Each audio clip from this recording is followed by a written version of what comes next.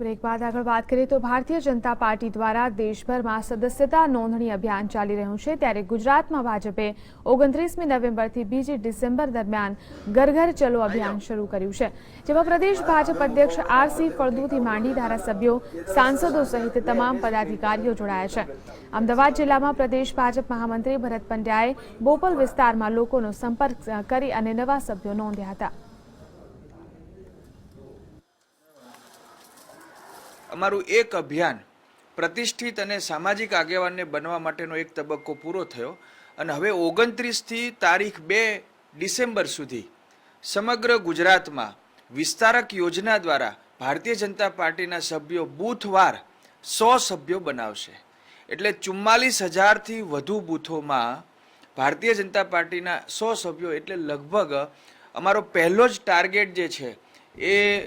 50 લાખથી ઉપર જશે અને પછી ઓનલાઈન અભિયાન અલગ અલગ તબક્કામાં અમે શરૂ કરીશું।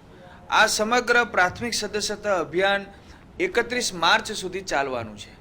અને ઓનલાઈન અભિયાન અમારું 3 તારીખ પછી શરૂ